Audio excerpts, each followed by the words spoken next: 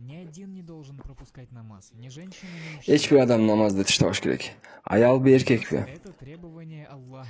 Намаз бул Алла Тааланын өкүмү. Намаз это как ты и я. Качан сиз намаз окуганыңызда, Никого больше. мындайча айтканда, сен жана мен, башка эч ким болбосун дейт экен Алла.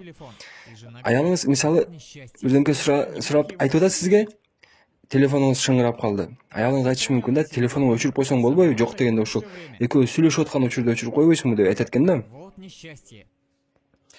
Ой, бакытсыздык дейт экен. Жок дегенде ушул мени угуп атканыңда өчүрүп койчу дейт экен да. Аллах субхана таала Куранда айтат. Пожалуйста, подайте стакан. Стакан берип койсоңор. Суу бербей эле. Это стакан, в котором несколько Бул стакан.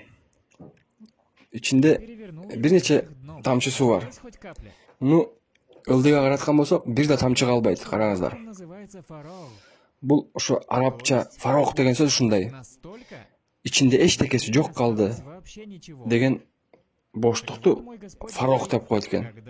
Аллах субхана таала айтат: "Сен менин алдыма келгениңде, мына ушундай кылып, Знаете, кому он это говорит? жүрөгүңдү бошоткун" дейт экен.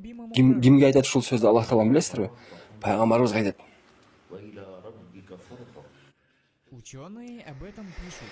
Что же Алымдар жазат. пророка Пайгамбарыбыздын жүрөгүндө эмне болушу мүмкүн эле депчи. говорит опустошить его? Аллах таала эми жүрөгүн бошотуп кел деп аткан болсо эми дүнүйө барбы же аялдар барбы, үй бүлөсү барбы жүрөгүндө эмне бар эле? Аллах тааладан башка эч нерсе жок болчу пайгамбарыбыздын жүрөгүндө мисалы. Алымдар жазат. Пайгамбарыбыздын жүрөгүндө бир гана кайгы болчу, бир гана кам болчу, күйүт болчу, үммөткө болгон дейт.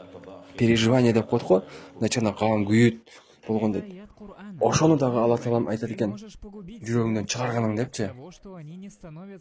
Алла таалам айтат экен, жүрөгүңдү катуу оорута бербе ушулардын динге келбегенине карап дейт экен да, кыжалат көп боло бербе дейт экен. Менин алдыма келгенде дейт, экөөбүз гана болушубуз керек дейт экен да, намаздын астында. Көпчүлүк адамдар намаздын окубайт деле. Кээ бирки адамдар намаз окуйт, бирок намазын тургузбайт дейт. Аялдар үйлөрүн ушундай кооздошот, гүлдү бияка коюш керек, бул жерде стул болуш керек деп кооздошот адамдар, аялдар. Эркектер болсо ушундай кооздойт өздөрүн, машина менен кооздойт, ишим ушундай болуш керек дейт. Өздөрүн кооздойт адам баласы. Эй адам баласы деп Аллах таалам айтат. Сен өзүңдү башка адамдар үчүн кандай гана кооздоп келесиң, мен үчүн дагы ошентип кооздогон дейт экен.